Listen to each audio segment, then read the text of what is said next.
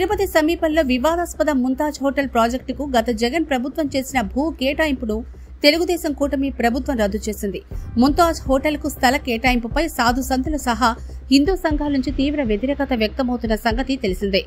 ఆంధ్రప్రదేశ్ మాజీ ముఖ్యమంత్రి జగన్మోహన్ రెడ్డి తన హయాంలో తిరుమల విషయంలో వివాదాస్పద నిర్ణయాలు తీసుకున్నారు. అందుకే అప్పట్లో అంటే జగన్ అధికారంలో ఉన్న సమయంలో జగన్ను తన ప్రియ శిష్యుడిగా పేర్కొన్న శారదాపీఠం అధిపతి స్వరూపానంద సరస్వతి కూడా ఒక సమయంలో జగన్ హిందూ ధర్మాన్ని, హైందవ సంప్రదాయాన్ని మంటగలుపుతున్నారని ఆగ్రహం వ్యక్తం చేశారు. దీన్ని బట్టి సీఎంగా అధికారంలో ఉండగా ఆయన వ్యవహార శైలి ఎలా ఉండేదో ఇట్టే అర్థం చేసుకోవచ్చు. ఇక జగన్ రెడ్డి హయాంలో హిందువుల మనోభావాలను పనిగట్టుకుని దెబ్బతీసేవారు అనడానికి బోలెడు ఉదాహరణకు కనిపిస్తాయి. ఏపీలో జగన్ అధికార పగ్గాలు చేపట్టిన తర్వాత దేవాలయాల మీద జరిగిన దాడులకు, అన్యాక్రాంతమైన దేవుని ఆస్తులకు లెక్కే లేదని చెప్పొచ్చు. ఆఖరికి తిరుమలలో కూడా అన్యమత ప్రచారం జరిగింది. తిరుమల తిరుపతి దేవస్థానంలో అన్య మతస్థులకు కొలువులు కట్టబెట్టారు. ఆగమ శాస్త్రం, ఆచార వ్యవహారాలను పక్కనబెట్టి జగన్ హయాంలో టీటీడీ ఇష్టారాజ్యంగా తీసుకున్న పలు నిర్ణయాలు భక్తులను ఆవేదనకు గురిచేశాయి. 7 కొండలపై డ్రోన్లు సంచరించడం మొదలు టీటీడీ నియామకాల్లో అన్య మతస్థులకు రిజర్వేషన్ కల్పించడం వరకు జగన్ హయాంలో తిరుమలలో జరిగిన అరాచకాలకు లెక్కేలేదు. ఒక్క మాటలో చెప్పాలంటే హిందూ ధర్మ రక్షణ కోసం ఏర్పడ్డ టీటీడీ జగన్ హయాంలో ఆ హిందూ ధర్మ వ్యతిరేక చర్యలకు నిలయంగా మారిందన్న ఆరోపణలు వెలువెత్తాయి. తిరుమల లడ్డు ప్రసాదం ధర మొదలు వసతి గదుల అద్దెల వరకు దొరికినంత దోచుకో పద్ధతిలో జగన్ హయాంలో టీటీడీ తీరు ఉండేది అన్న ఆరోపణలు ఉన్నాయి. అంతేకాదు భక్తులకు సదుపాయాల విషయాన్ని అప్పట్లో తిరుమల తిరుపతి దేవస్థానం పూర్తిగా విస్మరించింది.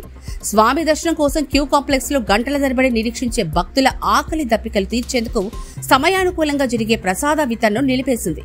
క్యూ కాంప్లెక్స్ లో పారిశుధ్యం లేకుండా పోయింది. అంతేనా, నిత్యం గోవిందనామస్మరణ తప్ప మరో పేరు వినిపించడమే మహాపరాధంగా భక్తులు భావించే తిరుమల కొండపై ఏకంగా రాజకీయ జెండాలు, స్టిక్కర్లు దర్శనమిచ్చాయి. ఇంతగా తిరుమల పవిత్రతను భ్రష్టు పట్టించిన జగన్ కొండ కింద కూడా తన హిందూ వ్యతిరేకతను ప్రస్ఫుటంగా చాటుకున్నారు.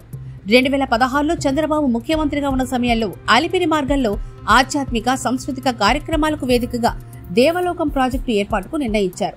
38 ఎకరాలు 750 కోట్ల రూపాయలతో ఈ ప్రాజెక్టుకు ప్రతిపాదనలు సిద్ధం చేశారు. ఇందుకోసం అప్పుడే 25 ఎకరాలు కేటాయించారు. ఇక ఆ తర్వాత 2019లో జగన్ ప్రభుత్వం అధికారంలోకి రావడంతో ఈ ప్రాజెక్టు మూలన పడింది.